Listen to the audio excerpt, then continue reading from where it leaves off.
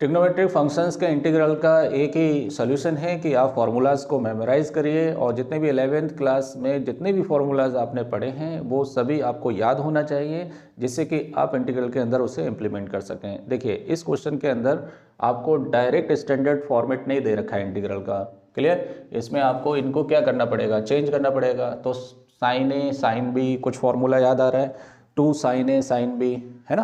तो 2 साइन ए sine B formula कहाँ से आता है, कॉस वाले से आता है। कॉस ए माइनस बी क्या होता है, cos A cos B plus sign A sine B. Sign A sine B आ रहा है यहाँ पर। और कॉस ए प्लस बी का फॉर्मूला क्या होता है, cos A cos B minus sign A sine B, यही तो फॉर्मूला होता है। अगर अपने को साइन ए साइन बी लाना है तो इनको क्या करना पड़ेगा, सब्ट्रैक्ट करना पड़ेगा। अब सब्ट्रैक्ट करने के लिए माइनस माइनस और प्लस ये कैंसिल हो जाएंगे, तो ये कितना बन जाएगा, 2 साइन ए साइन बी किसके बराबर हो गया, ये cos A minus B minus cos A plus B.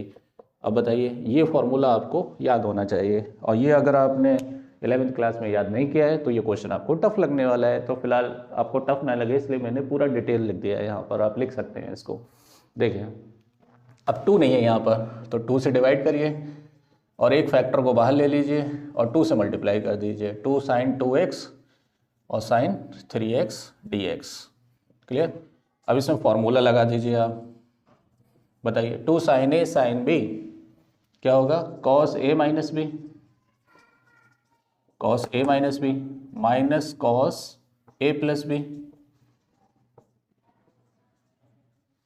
Right.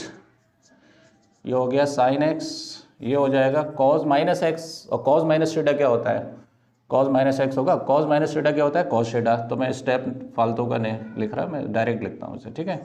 क्या हो जाएगा ये कॉस एक्स और माइनस कॉस 3 2 कितना हो जाएगा 5x और dx। अंदर मल्टीप्लाई कर दीजिए इसका, तो कितना हो गया ये साइन एक्स कॉस एक्स और माइनस 1/2 इसका इसके साथ और इसका इसके साथ, कितना हो जाएगा sine x cos 5x dx, right. अब देखिए 2 साइन ए कॉस ए, तो 2 से डिवाइड करिए 2 से मल्टीप्लाई करिए, तो ये फॉर्मूला बन जाएगा 2 sign A cos A, sign 2a का फॉर्मूला।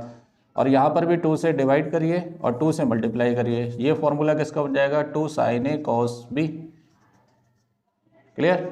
यहाँ पे एंगल सेम है तो ये तो फॉर्मूला बन जाएगा आपका साइन 2x का, बराबर।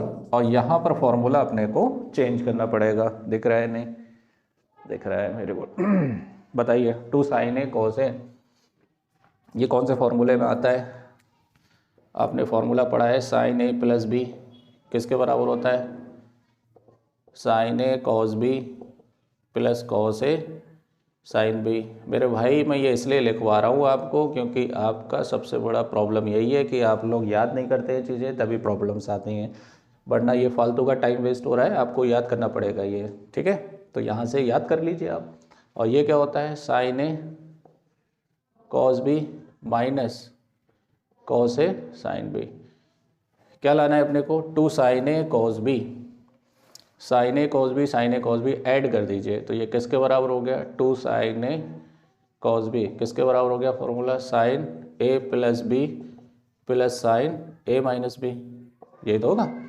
तो देखिए ये नोट कर लीजिए फॉर्मूला, स्पेस नहीं है, मुझे स्पेस चाहिए यहाँ पर, ये हटा देता हूँ मैं, ठीक है। चलिए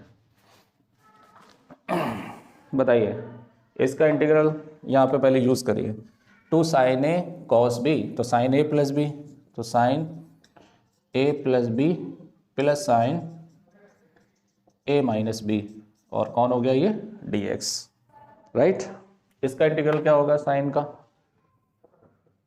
साइन का इंटीग्रल होता है माइनस कॉस, और जो भी कंपोजिट फंक्शन है उसके x कोफिशिएंट से डिवाइड कर दीजिए, 2x को 2 से डिवाइड कर दीजिए, बराबर। अब कितना हो गया ये minus 1/4 integral of sine 6x, और ये साइन माइनस 4x बचेगा, और साइन माइनस थीटा किसके बराबर होता है, साइन माइनस थीटा होता है माइनस साइन थीटा, तो यहाँ -4 आ जाएगा, तो माइनस साइन 4x और dx।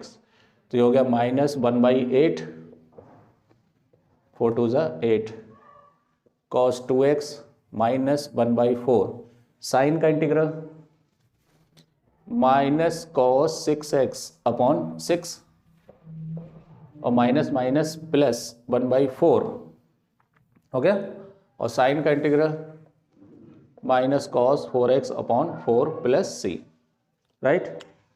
इसके नीचे मैं यहाँ लिख देता हूँ, ठीक है। ये फॉर्मूला अपने को याद करना है तो ये आप लिख लीजिए। तो ये हो गया -1/8 cos 2x minus minus plus 1/24 cos 6x और -1/16, 4 4 ज़ा 16 cos 4x + c।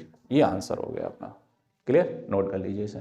सीक्वेंस में लिखना चाहो तो पहले ये लिख लो, फिर ये लिख लो, फिर ये लिखो। अगर चाहो तो यहाँ से 8 कॉमन भी ले सकते हैं, 1/8 कॉमन ले लेंगे तो और आंसर मैच कर जाएगा। बट डोंट वरी अबाउट कि आंसर मैच कर रहा है नहीं कर रहा है, आपकी अप्रोच सही होना चाहिए। क्यों? क्योंकि इस टाइप का कन्फ्यूज़न मैं इससे पहले के वीडियोज़ में बता चुका हूँ आपको। बने रहें APT के साथ।